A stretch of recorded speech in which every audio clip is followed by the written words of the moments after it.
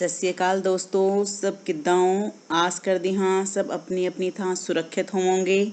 ਮੈਂ ਸੋਨੀਆ ਅੱਜ ਨਵੇਂ ਵਿਸ਼ੇ ਨਾਲ ਆਪਣੇ YouTube ਚੈਨਲ ਗਿਆਨ ਗੁਰਮੁਖੀ ਵਿੱਚ ਹਾਜ਼ਰ ਹਾਂ। ਅਸੀਂ ਮੇਰੀਆਂ ਪਿਛਲੀਆਂ ਵੀਡੀਓਜ਼ ਵਿੱਚ ਵਾਕ ਵੰਡ ਤੇ ਵਾਕ ਵਟਾਂਦਰਾ ਬਾਰੇ ਜਾਣਕਾਰੀ ਸਾਂਝੀ ਕੀਤੀ।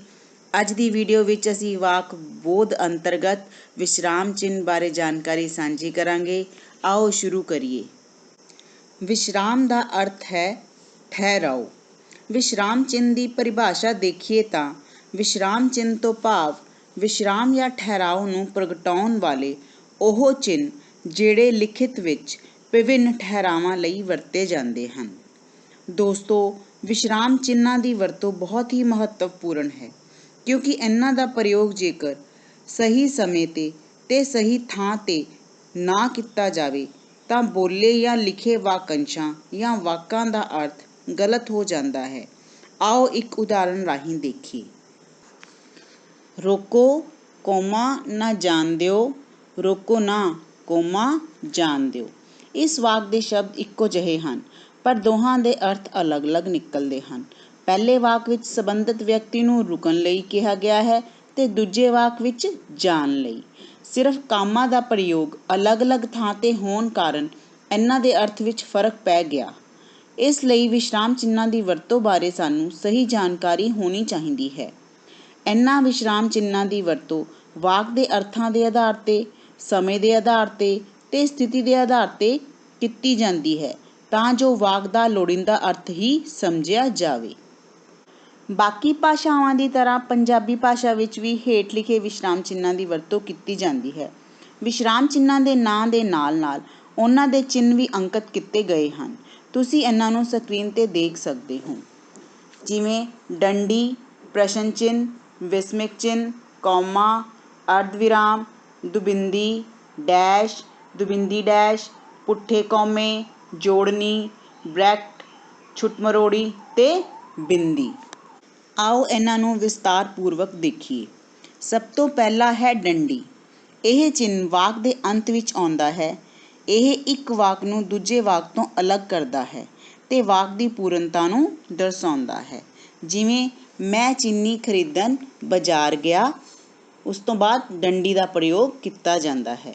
ਕਵਿਤਾ ਭਾਗ ਵਿੱਚ ਵੀ ਇੱਕ ਡੰਡੀ ਦਾ ਹੀ ਪ੍ਰਯੋਗ ਕੀਤਾ ਜਾਂਦਾ ਹੈ, ਪਰੰਤੂ ਜੇਕਰ ਅਸੀਂ ਗੁਰਬਾਣੀ ਕਾਵਿ ਤੁਕ ਦੇ ਅੰਤ ਨੂੰ ਦੇਖੀਏ ਤਾਂ ਉਸ ਵਿੱਚ 2 ਡੰਡੀਆਂ ਪਾਉਣ ਦਾ ਰਿਵਾਜ਼ ਹੈ। ਜਿਵੇਂ ਮਿੱਠਤ ਨੀਵੀਂ ਨਾਨਕਾ, ਗੁਣ ਚੰਗਿਆਈਆਂ ਤਤ। ਇਸ ਤੁਕ ਦੇ ਪਿੱਛੇ 2 ਡੰਡੀਆਂ ਦਾ ਪ੍ਰਯੋਗ ਕੀਤਾ ਗਿਆ ਹੈ। ਅਗਲਾ ਹੈ ਪ੍ਰਸ਼ਨ ਚਿੰਨ੍ਹ। ਇਹ ਉਹਨਾਂ ਵਾਕਾਂ ਦੇ ਅੰਤ ਵਿੱਚ ਆਉਂਦਾ ਹੈ ਜਿਸ ਵਿੱਚ ਕੋਈ ਜਾਣਕਾਰੀ ਮੰਗੀ ਹੋਵੇ ਜਾਂ ਪ੍ਰਸ਼ਨ ਪੁੱਛਿਆ ਹੋਵੇ। ਉਦਾਹਰਨਾਂ ਦੇ ਤੌਰ 'ਤੇ ਦੇਖੋ, ਤੂੰ ਸਕੂਲ ਦਾ ਕੰਮ ਕਿਉਂ ਨਹੀਂ ਕੀਤਾ, ਉਹ ਕਿੱਥੇ ਜਾ ਰਿਹਾ ਹੈ। ਇਹਨਾਂ ਦੋਨਾਂ ਵਾਕਾਂ ਵਿੱਚ ਕੁਝ ਪੁੱਛਿਆ ਗਿਆ ਹੈ, ਜਿਸ ਕਾਰਨ ਇਸ ਦੇ ਪਿੱਛੇ ਪ੍ਰਸ਼ਨ ਚਿੰਨ੍ਹ ਲਗਾਇਆ ਗਿਆ ਹੈ। ਪਰ ਜਦੋਂ ਪ੍ਰਸ਼ਨਿਕ ਵਾਕ ਅਧੀਨ ਉਪਵਾਕ ਵਜੋਂ ਆਵੇ ਤਾਂ ਉਸਦੇ ਅੰਤ ਵਿੱਚ ਡੰਡੀ ਦਾ ਪ੍ਰਯੋਗ ਹੁੰਦਾ ਹੈ। ਜਿਵੇਂ ਮੈਨੂੰ ਦੱਸੋ ਕਿ ਚੋਰੀ ਕਿਸਨੇ ਕੀਤੀ, ਤਾਂ ਇਹ ਵਾਕ ਅਧੀਨ ਵਾਕ ਚੋਰੀ ਕਿਸਨੇ ਕੀਤੀ ਅਧੀਨ ਉਪਵਾਕ ਵਜੋਂ ਆਇਆ ਗਿਆ ਹੈ, ਤਾਂ ਇਸ ਵਾਕ ਵਿੱਚ ਪ੍ਰਸ਼ਨ ਚਿੰਨ੍ਹ ਦੀ ਜਗ੍ਹਾ 'ਤੇ ਡੰਡੀ ਦਾ ਪ੍ਰਯੋਗ ਕੀਤਾ ਜਾਵੇਗਾ। ਸਾਡਾ ਅਗਲਾ ਵਿਰਾਮ ਚਿੰਨ੍ਹ ਹੈ ਵਿਸਮਿਕ ਚਿੰਨ੍ਹ। ਇਸ ਚਿੰਨ੍ਹ ਦੀ ਵਰਤੋਂ ਕਿਸੇ ਨੂੰ ਸੰਬੋਧਨ ਕਰਨ ਲਈ, ਖੁਸ਼ੀ, ਗਮੀ ਤੇ ਹੈਰਾਨੀ ਪ੍ਰਗਟ ਕਰਨ ਵਾਲੇ ਵਾਕੰਸ਼ਾਂ ਤੇ ਵਾਕਾਂ ਦੇ ਨਾਲ ਹੁੰਦੀ ਹੈ। ਇਸ ਵਿੱਚ ਜਿਵੇਂ ਵਾਹ, ਹਾਏ, ਓਏ ਸ਼ਬਦਾਂ ਤੋਂ ਬਾਅਦ ਵਿਸਮਿਕ ਚਿੰਨ੍ਹ ਦਾ ਪ੍ਰਯੋਗ ਕੀਤਾ ਜਾਂਦਾ ਹੈ। ਸਾਡਾ ਅਗਲਾ ਵਿਰਾਮ ਚਿੰਨ੍ਹ ਹੈ ਕੌਮਾ। ਕੌਮਾ ਦੀ ਵਰਤੋਂ ਮੁੱਖ ਤੌਰ 'ਤੇ ਉੱਥੇ ਕੀਤੀ ਜਾਂਦੀ ਹੈ ਜਿੱਥੇ ਵਾਕ ਜਾਂ ਵਾਕੰਸ਼ ਵਿੱਚ ਘੱਟ ਠਹਿਰਾਓ ਨੂੰ ਦਰਸਾਉਣਾ ਹੋਵੇ। ਇਸ ਤੋਂ ਇਲਾਵਾ ਵੀ ਕੌਮੇ ਦਾ ਪ੍ਰਯੋਗ ਕਈ ਥਾਵਾਂ 'ਤੇ ਹੁੰਦਾ ਹੈ, ਜਿਵੇਂ ਵਸਤੂਆਂ ਨੂੰ ਨਿਖੇੜਨ ਲਈ, ਕਿਸੇ ਨੂੰ ਸੰਬੋਧਨ ਕਰਨ ਤੋਂ ਬਾਅਦ, ਜਾਂ ਜਦੋਂ ਯੋਜਕ ਲੁਪਤ ਹੋਣ, ਜਾਂ ਮਿਸ਼ਰਿਤ ਵਾਕਾਂ ਵਿੱਚ ਆਦਿ। ਸਕਰੀਨ 'ਤੇ ਤੁਸੀਂ ਇਹਨਾਂ ਉਦਾਹਰਣਾਂ ਨੂੰ ਦੇਖ ਸਕਦੇ ਹੋ ਤੇ ਉਸ ਨਾਲ ਚੰਗੀ ਤਰ੍ਹਾਂ ਸਮਝ ਸਕਦੇ ਹੋ। ਆਓ ਉਦਾਹਰਣਾਂ ਦੇਖੀਏ। ਰਾਮ ਨੇ ਬਾਜ਼ਾਰੋਂ ਸੇਬ, ਕੇਲੇ, ਅਨਾਰ ਤੇ ਸੰਤਰੇ ਖਰੀਦੇ। ਇਹ ਵਸਤੂਆਂ ਨੂੰ ਨਿਖੇੜਨ ਲਈ। ਵੀਰੋ ਆਓ ਮਿਲ ਕੇ ਕੰਮ ਕਰੀਏ। ਵੀਰੋ ਤੋਂ ਬਾਅਦ ਕੌਮੇ ਦਾ ਪ੍ਰਯੋਗ ਕੀਤਾ ਗਿਆ ਹੈ। ਜਿੱਥੇ ਚਾਹ, ਕੌਮਾ ਉੱਥੇ ਰਾਹ। ਉਹ ਕੇਵਲ ਅਮੀਰ ਹੀ ਨਹੀਂ, ਸਗੋਂ ਦਿਆਲੂ ਵੀ ਹੈ। ਹਾਂਜੀ, ਮੈਂ ਨਵੀਂ ਕਾਰ ਖਰੀਦੀ ਹੈ। ਇਸ ਤਰ੍ਹਾਂ ਕੌਮੇ ਦਾ ਪ੍ਰਯੋਗ ਕਈ ਥਾਵਾਂ 'ਤੇ ਹੁੰਦਾ ਹੈ। ਦੋਸਤੋ, ਸਾਡਾ ਅਗਲਾ ਵਿਰਾਮ ਚਿੰਨ੍ਹ ਹੈ ਬਿੰਦੀ ਕੌਮਾ ਜਾਂ ਅਰਧ ਵਿਰਾਮ। ਇਹ ਚਿੰਨ੍ਹ ਉਦੋਂ ਲਾਇਆ ਜਾਂਦਾ ਹੈ ਜਦੋਂ ਵਾਕ ਵਿੱਚ ਕੌਮੇ ਨਾਲੋਂ ਵਧੇਰੇ ਠਹਿਰਾਓ ਹੋਵੇ ਤੇ ਪੂਰਨ ਵਿਰਾਮ ਡੰਡੀ ਨਾਲੋਂ ਘੱਟ। ਉਦਾਹਰਨ ਵਜੋਂ ਦੇਖੋ, ਰਾਤ ਬੀਤੀ, ਬਿੰਦੀ ਕੌਮਾ, ਸਵੇਰ ਹੋਈ ਤੇ ਪੰਛੀ ਚਹਿਕ ਪਏ। ਇਸ ਤੋਂ ਬਾਅਦ ਦੁਬਿੰਦੀ। ਦੁਬਿੰਦੀ ਦੀ ਵਰਤੋਂ ਵਾਕਾਂ ਨੂੰ ਨਿਖੇੜਨ ਲਈ, ਕਿਸੇ ਦੇ ਕਹੇ ਸ਼ਬਦਾਂ ਨੂੰ ਉਸੇ ਤਰ੍ਹਾਂ ਕਹਿਣ ਲਈ ਤੇ ਸ਼ਬਦਾਂ ਨੂੰ ਸੰਖੇਪ ਕਰਕੇ ਲਿਖਣ ਲਈ ਕੀਤੀ ਜਾਂਦੀ ਹੈ। ਇਸ ਨੂੰ ਅਸੀਂ ਉਦਾਹਰਨਾਂ ਰਾਹੀਂ ਦੇਖ ਸਕਦੇ ਹਾਂ, ਜਿਵੇਂ ਕਲਯੁਗ ਵਿੱਚ ਨਾਨਕ ਪ੍ਰਗਟ ਹੋਏ, ਦੁਬਿੰਦੀ, ਧੁੰਦ ਮਿਟ ਗਈ ਤੇ ਜਗ ਵਿੱਚ ਚਾਨਣ ਹੋ ਗਿਆ। ਤੇ ਸ਼ਬਦਾਂ ਨੂੰ ਸੰਖੇਪ ਕਰਕੇ ਤੁਸੀਂ ਸਕਰੀਨ 'ਤੇ ਦੇਖ ਸਕਦੇ ਹੋ ਕਿ ਕਿਸ ਤਰ੍ਹਾਂ ਲਿਖਿਆ ਗਿਆ ਹੈ। ਪ੍ਰੋਫੈਸਰ ਨੂੰ, ਸਰਦਾਰ ਨੂੰ ਤੇ ਡਾਕਟਰ ਨੂੰ। ਅਗਲਾ ਵਿਰਾਮ ਚਿੰਨ੍ਹ ਹੈ ਡੈਸ਼। ਜਦੋਂ ਵਾਕ ਵਿੱਚ ਵਾਧੂ ਗੱਲ ਆਖਣੀ ਹੋਵੇ ਜਾਂ ਨਾਟਕੀ ਵਾਰਤਾਲਾਪ ਸਮੇਂ ਜਾਂ ਅਧੂਰੀ ਗੱਲ ਨੂੰ ਪ੍ਰਗਟਾਉਣਾ ਹੋਵੇ ਤਾਂ ਡੈਸ਼ ਦੀ ਵਰਤੋਂ ਕੀਤੀ ਜਾਂਦੀ ਹੈ। ਉਦਾਹਰਨ ਰਾਹੀਂ ਦੇਖੋ, ਮੇਰੇ ਖਿਆਲ ਅਨੁਸਾਰ ਡੈਸ਼ ਥੋੜ੍ਹਾ ਗਹੁ ਨਾਲ ਸੁਣਨਾ ਡੈਸ਼ ਤੇਰੀ ਲਾਪਰਵਾਹੀ ਹੀ ਤੇਰੀ ਅਸਫਲਤਾ ਦਾ ਮੁੱਖ ਕਾਰਨ ਹੈ। ਤੇ ਅਗਲੇ ਵਾਕ ਵਿੱਚ ਥੁਥਲਾਉਂਦੇ ਹੋਏ ਮੈਂ ਅੱਜ ਸਕੂਲ ਨਹੀਂ ਗਿਆ ਨੂੰ ਪੂਰਾ ਕੀਤਾ ਗਿਆ ਹੈ। ਅਗਲਾ ਵਿਰਾਮ ਚਿੰਨ੍ਹ ਹੈ ਦੁਬਿੰਦੀ ਡੈਸ਼। ਇਸ ਵਿੱਚ ਦੋ ਬਿੰਦੀਆਂ ਲਗਾ ਕੇ ਡੈਸ਼ ਲਗਾਈ ਜਾਂਦੀ ਹੈ। ਇਸ ਦੀ ਵਰਤੋਂ ਚੀਜ਼ਾਂ ਦਾ ਵੇਰਵਾ ਦਿੰਦੇ ਸਮੇਂ, ਗੱਲ ਨੂੰ ਸਮਝਾਉਂਦੇ ਹੋਏ ਜਦੋਂ ਉਦਾਹਰਨ ਦਿੱਤੀ ਜਾਂਦੀ ਹੈ ਉਦੋਂ ਇਸ ਦਾ ਪ੍ਰਯੋਗ ਕੀਤਾ ਜਾਂਦਾ ਹੈ, ਅਤੇ ਜਦੋਂ ਕਿਸੇ ਦੇ ਸ਼ਬਦਾਂ ਨੂੰ ਦੱਸਣਾ ਹੋਵੇ ਤਾਂ ਦੁਬਿੰਦੀ ਡੈਸ਼ ਦਾ ਪ੍ਰਯੋਗ ਕੀਤਾ ਜਾਂਦਾ ਹੈ। ਉਦਾਹਰਨ ਵਜੋਂ ਨਾਂਵ ਦੀ ਥਾਂ ਆਉਣ ਵਾਲੇ ਸ਼ਬਦ ਪੜਨਾਂਵ ਹੁੰਦੇ ਹਨ, ਜਿਵੇਂ ਉਸ ਤੋਂ ਬਾਅਦ ਦੁਬਿੰਦੀ ਡੈਸ਼ ਦੀ ਵਰਤੋਂ ਕੀਤੀ ਗਈ ਹੈ ਤੇ ਫਿਰ ਉਦਾਹਰਨਾਂ ਦਿੱਤੀਆਂ ਗਈਆਂ ਹਨ। ਦੋਸਤੋ, ਸਾਡਾ ਅਗਲਾ ਵਿਰਾਮ ਚਿੰਨ੍ਹ ਹੈ ਪੁੱਠੇ ਕੌਮੇ। ਪੁੱਠੇ ਕੌਮੇ ਦੋ ਤਰ੍ਹਾਂ ਦੇ ਹੁੰਦੇ ਹਨ, ਇਕਹਿਰੇ ਤੇ ਦੋਹਰੇ। ਜਦੋਂ ਕਿਸੇ ਵਾਕ ਵਿੱਚ ਕਿਸੇ ਖਾਸ ਸ਼ਬਦ ਨੂੰ ਖਾਸ ਧਿਆਨ ਦਿਵਾਉਣਾ ਹੋਵੇ ਤਾਂ ਉਸਨੂੰ ਇਕਹਿਰੇ ਪੁੱਠੇ ਕੌਮਿਆਂ ਵਿੱਚ ਰੱਖਿਆ ਜਾਂਦਾ ਹੈ, ਯਾਨੀ ਉਸਨੂੰ ਆਮ ਤੋਂ ਖਾਸ ਬਣਾਇਆ ਜਾਂਦਾ ਹੈ। ਅਤੇ ਜਦੋਂ ਵਾਕ ਵਿੱਚ ਕਿਸੇ ਦੁਆਰਾ ਕਹੀ ਗੱਲ ਨੂੰ ਬਿਲਕੁਲ ਉਸੇ ਤਰ੍ਹਾਂ ਦਰਸਾਉਣਾ ਹੋਵੇ ਤਾਂ ਦੋਹਰੇ ਪੁੱਠੇ ਕੌਮਿਆਂ ਦਾ ਪ੍ਰਯੋਗ ਹੁੰਦਾ ਹੈ। ਸਕਰੀਨ 'ਤੇ ਤੁਸੀਂ ਉਦਾਹਰਨਾਂ ਰਾਹੀਂ ਦੇਖੋ, ਅਜੀਤ ਪੰਜਾਬੀ ਦਾ ਇੱਕ ਚੰਗਾ ਅਖਬਾਰ ਹੈ। ਉਸਨੇ ਕਿਹਾ ਮੇਰੇ ਕੋਲ ਆਓ।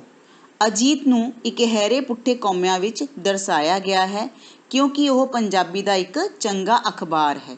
ਅਖਬਾਰ ਖਾਸ, ਕਿਹੜਾ? ਅਜੀਤ। ਉਸਨੇ ਕਿਹਾ, ਕੀ ਕਿਹਾ? ਮੇਰੇ ਕੋਲ ਆਓ। ਮੇਰੇ ਕੋਲ ਆਓ ਉਸ ਦੁਆਰਾ ਕਿਹਾ ਗਿਆ ਹੈ।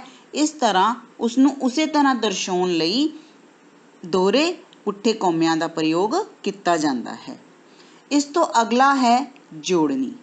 ਸਮਾਸੀ ਸ਼ਬਦਾਂ ਨੂੰ ਲਿਖਣ ਸਮੇਂ ਜੋੜਨੀ ਦਾ ਪ੍ਰਯੋਗ ਹੁੰਦਾ ਹੈ, ਅਤੇ ਜੇਕਰ ਵਾਕ ਦੀ ਇੱਕ ਸਤਰ ਵਿੱਚ ਵਾਕ ਵਿਚਲਾ ਕੋਈ ਸ਼ਬਦ ਪੂਰਾ ਨਾ ਆਵੇ ਤਾਂ ਜੋੜਨੀ ਲਾ ਕੇ ਉਸ ਬਾਕੀ ਸ਼ਬਦ ਨੂੰ ਅਗਲੀ ਸਤਰ ਵਿੱਚ ਲਿਖ ਲਿਆ ਜਾਂਦਾ ਹੈ।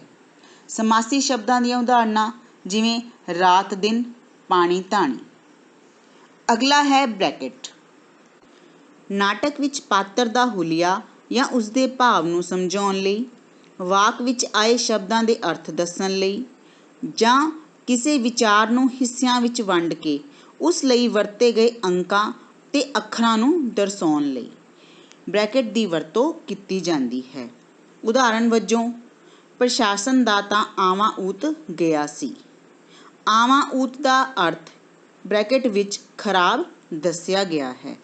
ਅਤੇ ਅੰਕਾਂ ਤੇ ਅੱਖਰਾਂ ਨੂੰ ਦਰਸਾਉਣ ਲਈ, ਜਿਵੇਂ ਊੜਾ, ਐੜਾ, ਈੜੀ, 1 2 3 ਦੇ ਬਾਹਰ ਬ੍ਰੈਕਟ ਲਾਈ ਗਈ ਹੈ।